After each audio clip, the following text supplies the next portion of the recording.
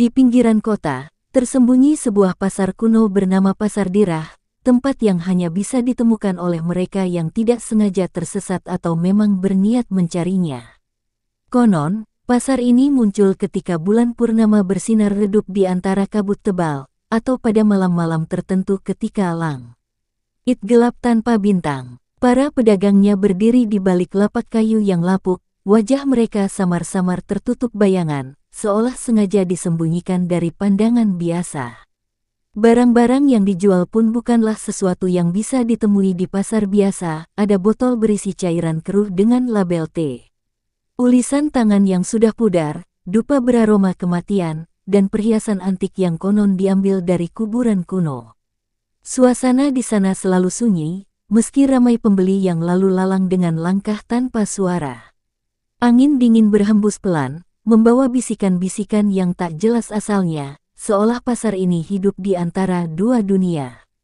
Beberapa orang yang pernah menginjakkan kaki di sana bercerita bahwa waktu berjalan berbeda di Pasar Dirah, jam berdetak lebih lambat, dan kadang-kadang, bayangan orang-orang di Ana tidak mengikuti gerakan aslinya. Ada yang mengatakan pasar itu adalah tempat arwah yang belum bisa beristirahat, sementara yang lain percaya itu adalah gerbang menuju dimensi lain yang hanya terbuka pada saat-saat tertentu. Yang pasti, sekali seseorang masuk ke dalamnya, mereka tidak akan pernah bisa melupakan bau tanah basah dan rasa dingin yang menyelinap ke tulang, seakan-akan pasar itu mengingatkan mereka bahwa mereka tidak sepenuhnya diundang. Suatu malam ketika kabut tebal menyelimuti jalan-jalan sepi, seorang pemuda bernama Rian tersesat dalam perjalanan pulang dari rumah temannya.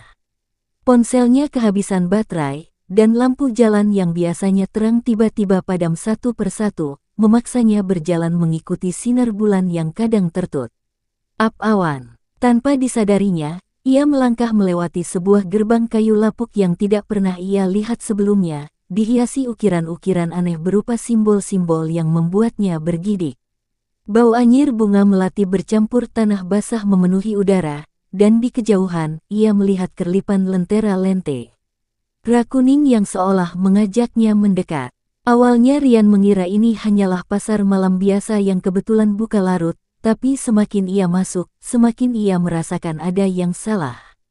Suara tawar-menawar terdengar sayup, namun tak terlihat mulut yang bergerak.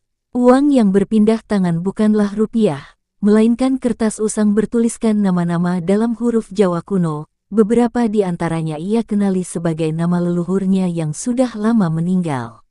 Para pembeli yang lalu lalang mengenakan pakaian jadul dengan warna pudar, beberapa bahkan terlihat seperti bayangan temaram yang kadang menembus tubuhnya ketika mereka lewat. Rian merasakan dorongan kuat untuk segera pergi, tapi kakinya seperti diikat oleh sesuatu yang tak terlihat, menariknya lebih dalam ke lorong-lorong pasar yang seakan berubah susunannya setiap kali ia berkedip. Rian merasakan tenggorokannya kering, matanya tertarik pada sebuah warung kopi sederhana di sudut pasar yang diurus oleh seorang nenek tua dengan kulit keriput bagai kertas yang sudah lapuk dimakan zaman. Nenek itu duduk di bangku pendek, tangannya yang berbintik-bintik mengaduk cairan hitam dalam kendi tanah liat yang mengeluarkan asap tebal beraroma aneh, bukan aroma kopi biasa, melainkan seperti campuran kayu gaharu dan sesuatu yang membangkitkan ingatan akan upacara kematian. Dengan suara serak, Rian memesan secangkir, lalu menjulurkan uang kertas dari dompetnya.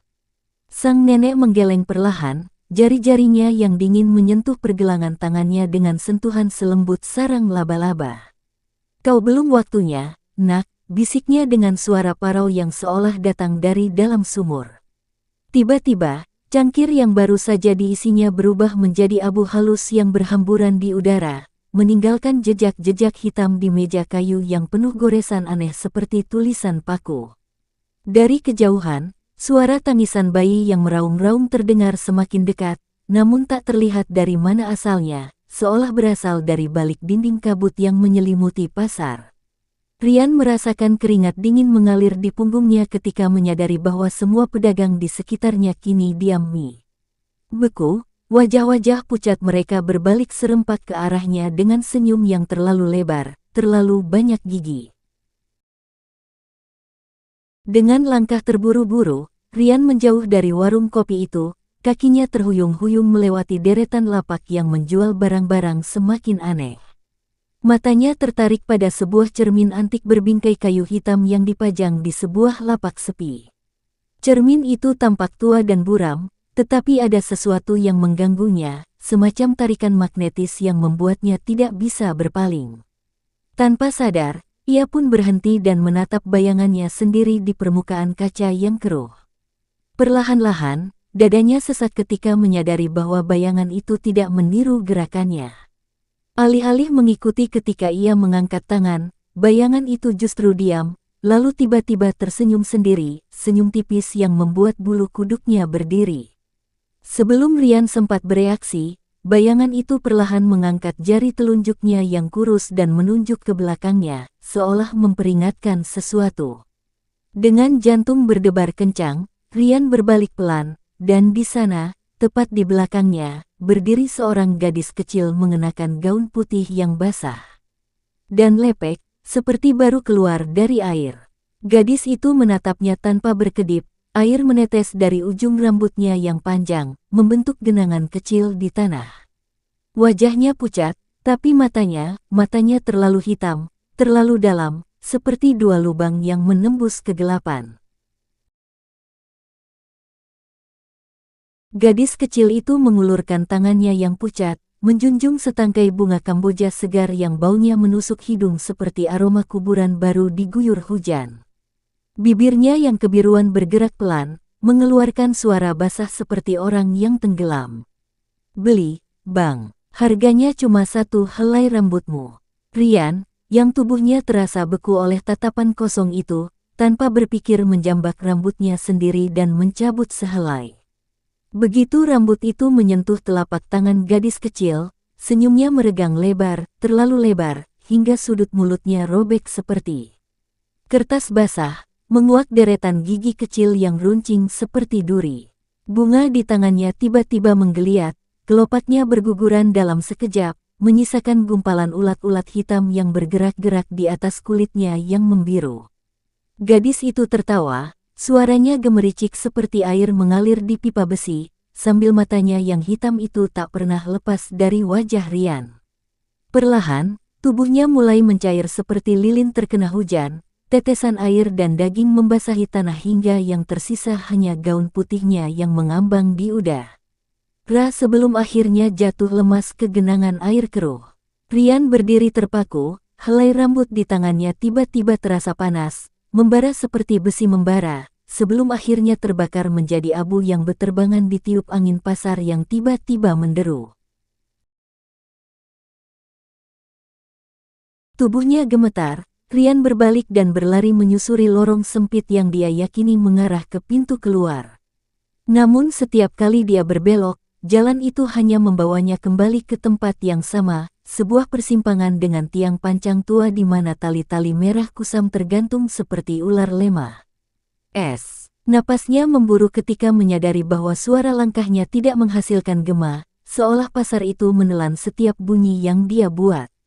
Tiba-tiba, bayangannya sendiri di tanah mulai bergerak sendiri, merayap menjauh darinya seperti tinta yang tumpah. Langit di atas pasar yang tadinya gelap pekat mulai berwarna kemerahan, seolah terbakar dari dalam. Bau anyir darah bercampur belerang menusuk hidungnya ketika dia melihat tetesan cairan kental jatuh dari atap tenda-tenda pasar. Rian menelan ludah, lidahnya mengecap rasa logam ketika menyadari bahwa itu bukan air hujan, tapi sesuatu yang hangat dan asin. Dari balik tirai kabut, sosok-sosok tinggi mulai muncul satu persatu, berjalan lambat dengan kaki yang terlalu panjang, tubuh mereka miring seperti pohon tertiup angin ken. Salah satu dari mereka menoleh ke arahnya, dan Rian melihat wajahnya, rata tanpa mata, tanpa hidung, hanya sebuah garis horizontal tipis yang perlahan meregang terbuka, mengeluarkan suara desisan seperti udara keluar dari balon kempes. Tiba-tiba, seorang pria bertopi tinggi muncul di hadapannya, menghalangi jalan dengan tubuhnya yang kurus seperti batang kering. Topinya yang hitam legam menutupi wajahnya, hanya menyisakan bayangan gelap di mana seharusnya ada mata. Tangannya yang panjang dan berbuku-buku menjulur keluar dari balik jubah lusuh, telapaknya terbuka seperti seorang pengemis yang meminta sedekah. "Kau harus membayar untuk keluar," suaranya bergetar seperti suara beberapa orang yang berbicara bersamaan. Ada nada anak kecil, suara perempuan tua, dan dengungan pria paruh baya. Rian merasakan tenggorokannya mengering ketika menyadari tubuhnya tiba-tiba terasa sangat berat, seperti ditindih batu nisan. Ketika ia melihat ke bawah, kulit tangannya mulai mengerut dan mengering seperti kayu yang lapuk, garis-garis hitam menyebar dari ujung jarinya seperti retakan pada tembikar tua. Pria bertopi itu tertawa, suaranya menggemuruh di dalam tengkorak Rian seolah datang dari segala arah. "Kau sudah memakan sesuatu di sini, kan?" Rian teringat pada secangkir kopi hitam yang ia teguk tanpa pikir panjang, cairan pekat yang meninggalkan rasa besi di lidahnya. Sekarang ia mengerti mengapa nenek penjualnya berkata ia belum waktunya. Barang-barang di pasar ini bukan untuk orang hidup. Dengan sisa tenaga yang masih tersisa, Rian merogoh sakunya dan meraih kalung bawang merah serta garam yang selalu dibawa neneknya sebagai penangkal ilmu hitam. Tangannya gemetar hebat saat mencoba mengalungkan benda itu, jari-jarinya yang mulai menghitam seperti kayu terbakar kesulitan menggenggam. Begitu kalung menyentuh kulit dadanya, sebuah teriakan melengking memenuhi udara pasar, berasal bukan hanya dari pria bertopi itu, tapi dari seluruh pedagang dan pembeli yang tiba-tiba berhenti bergerak. Tubuh Rian terasa seperti disetrum listrik ketika kalung itu mulai berpijar merah tua, memancarkan panas yang membakar namun justru mengembalikan perasaan pada anggota tubuhnya yang mati rasa. Pasar dirah bergetar hebat, dinding-dinding ilusinya retak seperti kaca pecah, memperlihatkan kilasan cahaya putih di baliknya. Para pedagang menjerit-jerit sambil memegangi wajah mereka yang mulai meleleh seperti lilin di bawah terik matahari. Tetesan daging palsu mereka menetes ke tanah dan menguap menjadi asap hitam berbau belerang. Lentera-lentera pasar yang awalnya bersinar kuning pucat tiba-tiba meledak satu persatu, meninggalkan Rian berdiri dalam kegelapan yang semakin menyempit di sekelilingnya. Ketika Rian akhirnya membuka matanya, ia terbaring telentang di tengah lapangan kosong yang dipenuhi batu nisan kuno berukir tulisan yang sudah aus dimakan zaman. Langit di atasnya berwarna abu-abu kelam, tapi setidaknya itu adalah langit nyata, bukan atap ilusi pasar dirah yang menyesakkan. Tubuhnya terasa lemas seperti baru berlari sepanjang malam, dan ketika ia melihat tangannya, garis-garis hitam tadi sudah menghilang, meski bekasnya masih terasa seperti luka bakar yang perih. Bau anyir pasar dan suara jeritan masih bergema di telinganya, membuatnya terus menoleh-noleh ketakutan. Tengah berharap melihat pria bertopi itu muncul dari balik salah satu nisan. Perlahan ia bangkit, lututnya gemetar menahan berat badan, dan baru kemudian menyadari ada sesuatu yang mengganjal di sakunya. Ketika dikeluarkan, Rian tercekat, sehelai bunga kamboja kering, persis seperti yang ditawarkan gadis kecil tadi, terbungkus rapi dalam selembar kertas bertuliskan nama kakek buyutnya yang sudah meninggal ratusan tahun lalu. Angin malam berhembus pelan, membawa bisikan yang hampir tak terdengar, janji bahwa pasar itu akan menunggunya lagi, di malam-malam tertentu ketika bulan dan bintang memutuskan untuk bersembunyi. Sejak malam itu, Rian tak pernah lagi melepas kalung bawang merah peninggalan neneknya, bahkan ketika mandi sekalipun. Setiap kali malam Jumat Kliwon tiba, ia mengurung diri di kamar dengan semua lampu menyala, menggambar garis garam di setiap pintu dan jendela seperti yang diajarkan neneknya dulu. Namun di tengah kesunyian malam, ketika jam dinding berdetak menuju pukul 3 pagi, suara-suara itu kadang masih bisa ia dengar, gemuruh pasar yang jauh, derit roda gerobak kayu, dan tawa cekikikan gadis kecil yang seolah datang dari balik tembok kamarnya. Kadang ketika bangun tidur, ia menemukan jejak-jejak tanah basah di lantai kamarnya atau helai bunga kamboja kering di bawah bantal, meski semua pintu dan jendela terkunci rapat.